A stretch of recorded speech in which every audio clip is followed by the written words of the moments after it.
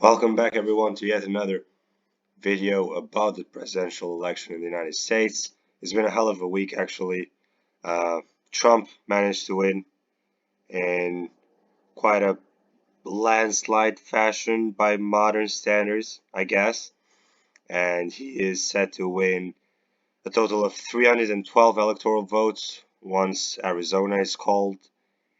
And he will also win the popular vote as well. Shockwaves around the world. But if you watched some of my videos, especially my final US election prediction video, you would have noticed that I was pretty confident that it wasn't going to be as close as the legacy media or the polls were suggesting it to be. And I think I've lost my voice because it's been a hell of a week um, for those nerds uh, who love the US elections and who love numbers throughout the states. This was, for those who watched my previous video, it was about the popular vote, and then the other one about the electoral vote. This was my final prediction, so pretty much nailed on. I predicted that Trump was going to win all the 7 swing states and maybe the popular vote. I wasn't very sure about the popular vote, but I knew that it was going to be very close. He managed in the end to win it by quite a margin, actually. He might win it by 2%, I think, once all the votes are counted. But as for the electoral map, I was very confident about the swing states because I didn't believe the polls for one bit. I mean, if you suggest that Trump, because some of the polls were suggesting that Trump was even ahead in the popular vote. If he's ahead in the popular vote, but loses the swing states, there's no logic to that. There's no logic to that. That's daydreaming. Call it however you want. It's not possible to win the popular vote and lose the electoral vote for a Republican in this current environment. Baloney. But some of the media believed it, some people believed it, and then, of course, a lot of propaganda was done on that front with the numbers. As for the Sun Belt, it was very important for Trump to win the Sun Belt. Um, Georgia and North Carolina came in pretty early, were decided pretty early for Trump. Arizona and Nevada, very good early voting numbers in there. In those 2 states, so I was very confident about Nevada and Arizona. But then it was all going to come down to the blue wall states, the so-called blue walls. Now it's a red wall, actually. Wisconsin, Michigan, Pennsylvania. Um, it was going to be close in those 3 states. Um, but with a massive shift to the right throughout the country, I thought there's no chance that the country shifts to the right, but the blue wall doesn't. So that's why I predicted a swing state sweep for Trump. I thought he was going to win Wisconsin, Michigan, and Pennsylvania as well. Wisconsin was very close, but he won it by some 30,000 votes. Michigan, um, he won it by a point and a half, and then Pennsylvania, um, a bigger margin there compared to the other blue wall states. Sorry for my voice again. Um, so what did I get wrong? Illinois and New Jersey. I mentioned those 2 states in particular in my popular vote video. There weren't enough polls coming out of those 2 states, but I was very confident, very positive that Kamala Harris was going to underperform badly. So I categorized them as safe for Harris. They ended up being very close. Illinois, 8 point difference. New Jersey, 5 point difference. I mean, they could be considered, especially with New Jersey. I mean, that's a swing state. If it's 5 points or under 5 points, that's a swing state, and nobody believed it to be that way. I mentioned those 2 states in particular. I knew she was going to lose a lot of votes there, but there weren't enough polls, so I just had to go with solid blue with those 2 states. Um, I also overestimated her support in New Mexico. New Mexico turned out to be pretty close, so 5.6 point difference there.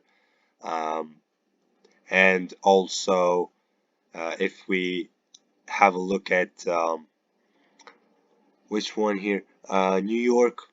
New York, of course, was uh, blue. It is blue. It's solid blue, but with a 12 point difference. So in the end, Texas and Florida managed to be um, much more Republican than New York was Democrat. So New York was much closer, um, much closer than those two states. Um, Texas and Florida, I put them here as likely Republican. A lot of people were saying they were going to be close. 5 points maybe in Texas, 5 points in Florida. No chance. It was never going to happen. The Latino voters. I mean, we had all the indicators and the polls. This is what the polls got wrong. got wrong. We had all the indicators, especially the demographic polls. Latinos were going to heavily vote for Trump. The African American vote, he was going to improve there as well.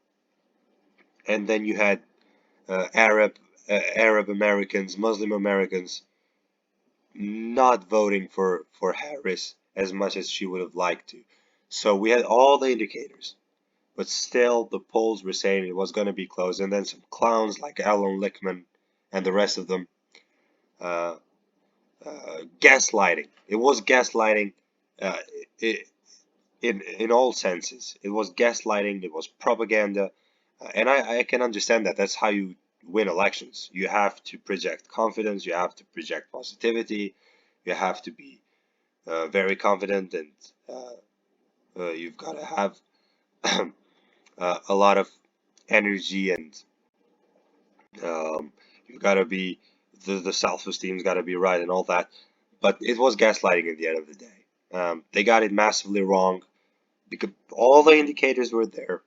The demographics, especially the demographics among Latino men and black men, all the indicators were there, but they still tried to gaslight people into thinking that Kamala Harris would win.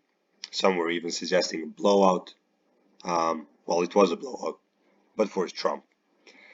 Um, and once again, the popular vote is a big thing out of all of this. So he's currently leading by 4 million votes.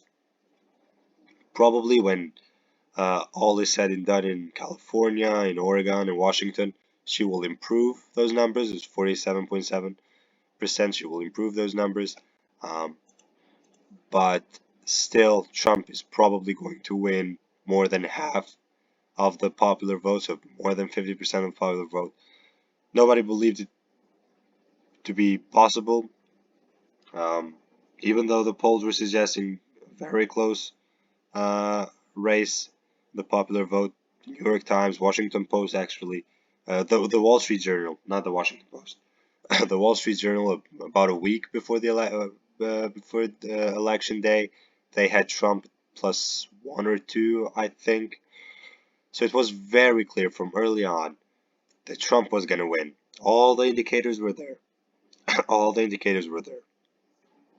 But still, there were people. It was wishful thinking, I think, on their side. At the end of the day, it was wishful thinking. I understand them, and there are a lot of YouTubers giving their final predictions. But again, it was more wishful thinking than logical thinking in a way, because if you know a thing or two about the United States and elections there, the the environment was perfect for Trump. Everything was perfect for him. And then with their numbers, their popular vote and their swing states uh, polls, things. I mean, the numbers just didn't add up. They didn't. They didn't add up. And in the end, the logical conclusion followed. If Trump has a chance of winning the popular vote, he's gonna win the election outright, and he won all 7 swing states. Very happy about my prediction. I don't win anything out of this, I guess. Very happy to be proven right once again. Thank you, everyone. Have a nice week, day, life, and all the best. Thank you.